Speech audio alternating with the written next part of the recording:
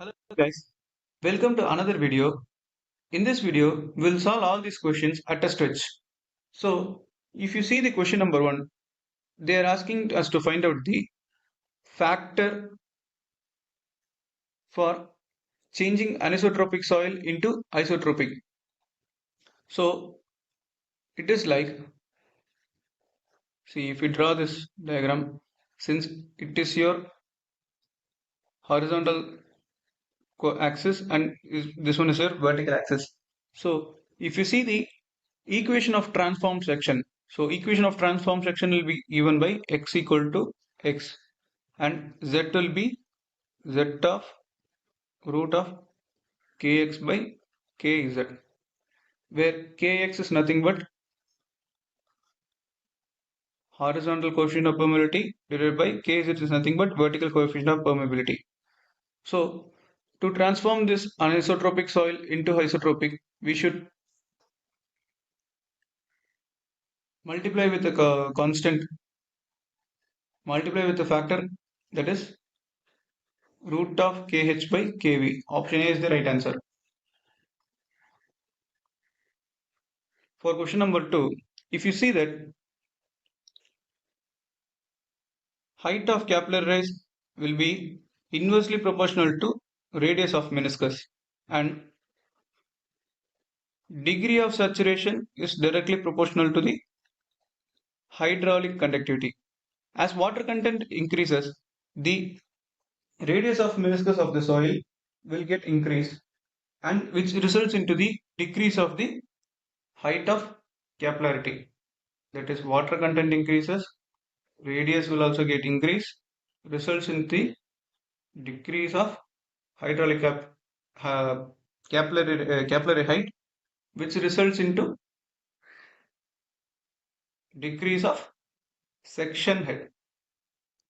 And if degree of saturation increases, automatically hydraulic conductivity also increases. So option A is the right answer.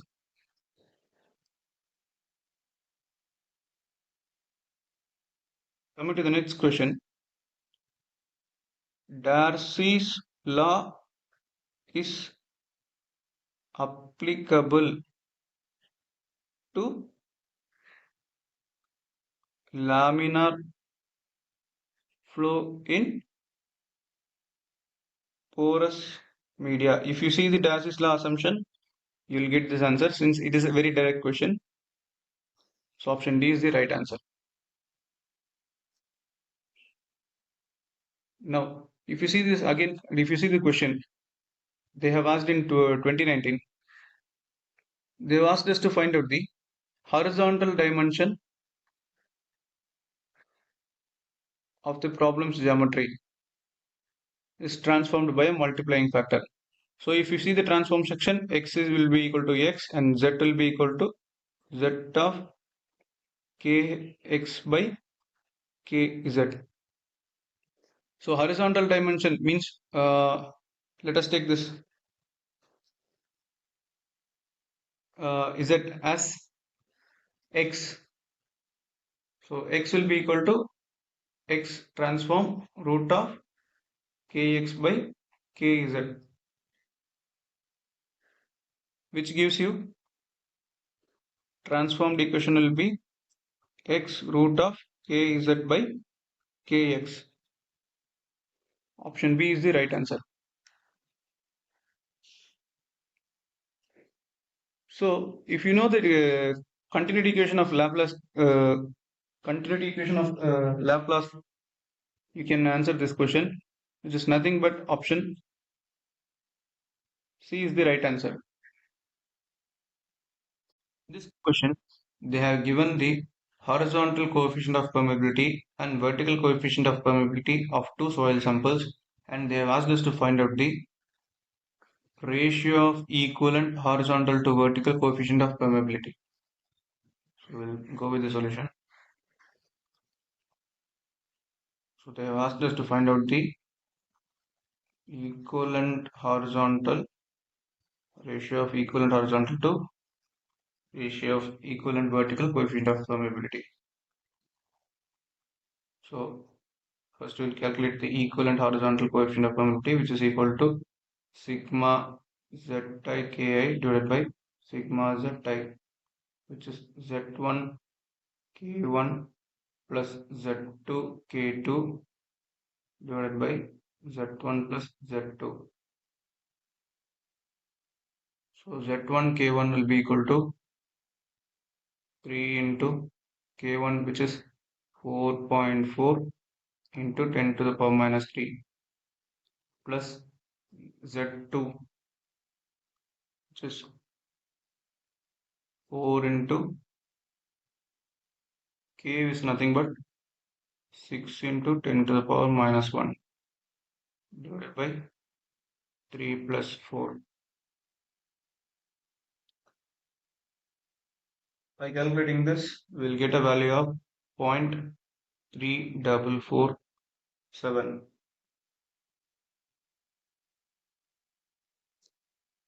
Now we'll calculate the equivalent vertical permeability, which is sigma zi divided by sigma zi by ki, z1 plus z2 by z1 by k1 plus z2 by k2, z1 plus z2 3 plus 4 divided by z1 3 by k1. What is the vertical permeability? 4 into 10 to the power minus 3.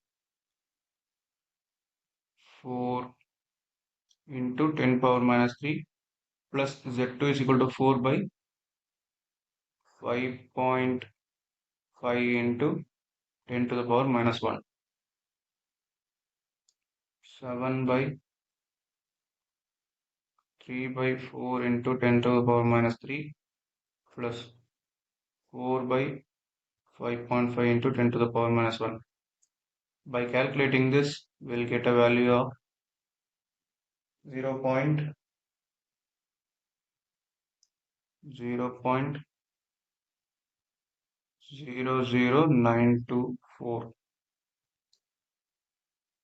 Now,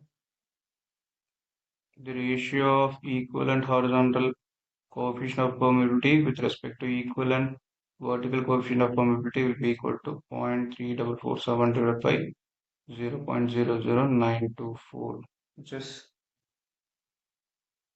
37.29.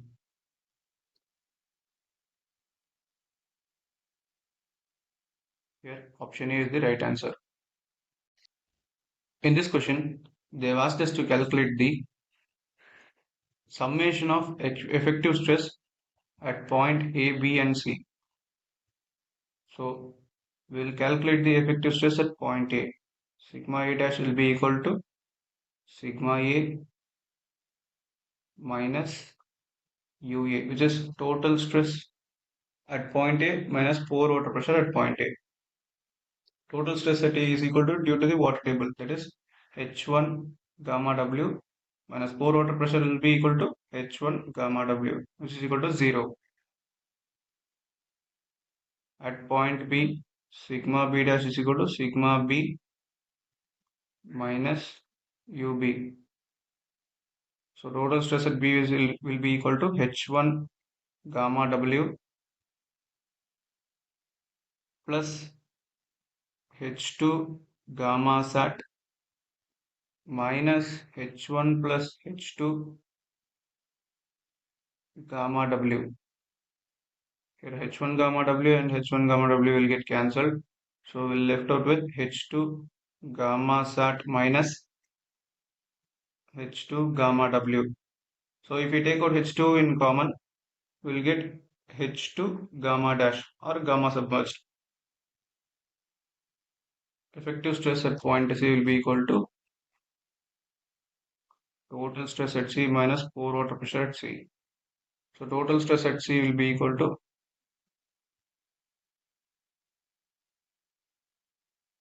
H1 gamma W plus H2 plus H3 gamma saturated minus H1 plus H2 plus H3 gamma W. So H1 gamma W and H1 gamma W will get cancelled. H2 gamma sat plus H3 gamma sat minus H2 gamma W minus H3 gamma W. Sorry, H3 gamma W, which gives H2 gamma sat minus gamma W plus H3 gamma sat minus gamma W, which gives H2 gamma dash plus H3 gamma dash. So the summation of sigma E dash plus sigma B dash plus sigma C dash will be equal to 0 plus sigma B dash is H2 gamma dash plus sigma C dash, it is H2 gamma dash plus H3 gamma dash. Sorry, it is gamma dash. Okay, this will be equal to 2 H2 gamma dash plus H3 gamma dash.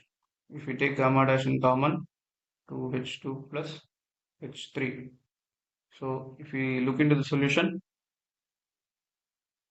option A is the right answer.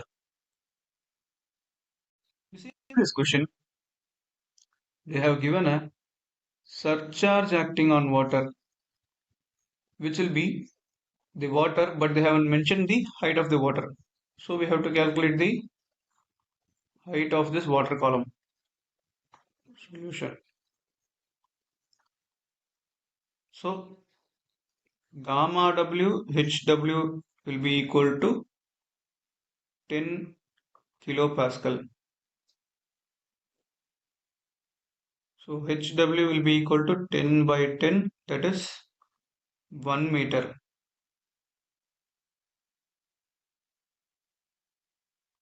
At soil 1, there is top of this soil here. Like you take it as a point A. Okay. At soil 1, total head is equal to datum head plus pressure head. Total head, datum head will be equal to,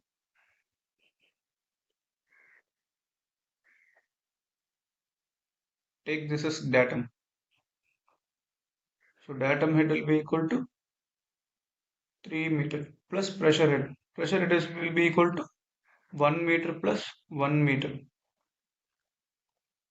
2 meter. So total head equal to 5 meter.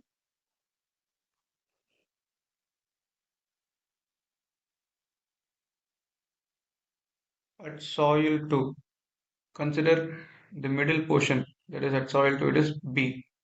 So if you keep a piezometer at this junction,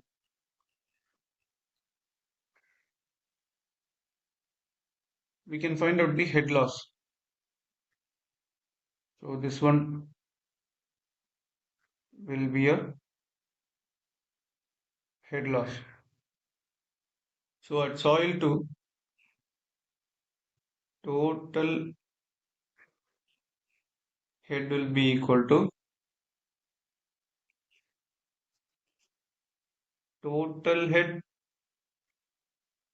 for A minus head loss.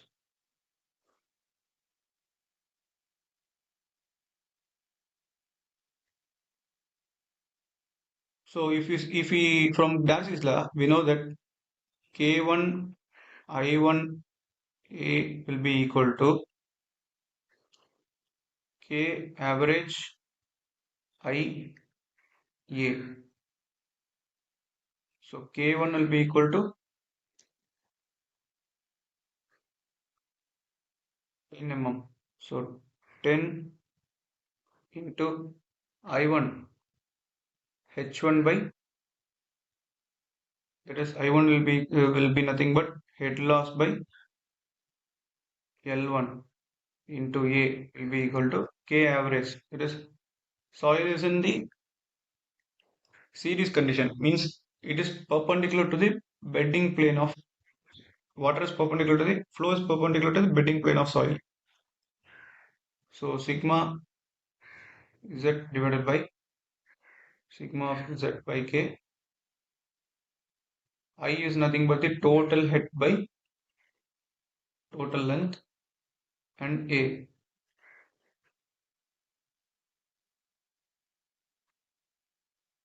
which is here this one is total head loss. Okay, so 10 into head loss by L1, length of one first soil sample is 1, into A will be equal to Z1 plus Z2 by Z1 by K1 plus Z2 by K2 into total head loss, which is 5 meter, divided by length of soil sample is 2 meter, into A. So we'll cancel A because area is same on both sides. Okay, 10 into HL equal to Z1 1 plus 1 divided by 1 by 10 plus 1 by 1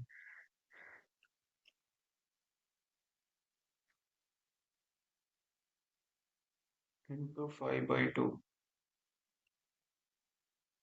10 HL will be equal to 2 by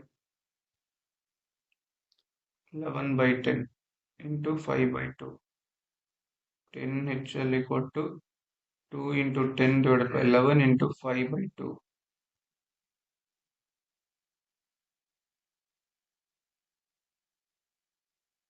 Head loss will be equal to 5 by 11.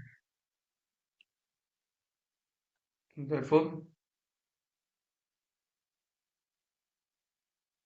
total head at B equal to total head at A minus head loss will be equal to total head at A, which is given by 5 meter. Sorry, 5 minus 5 by 11, which gives you 5 minus 5 by 11.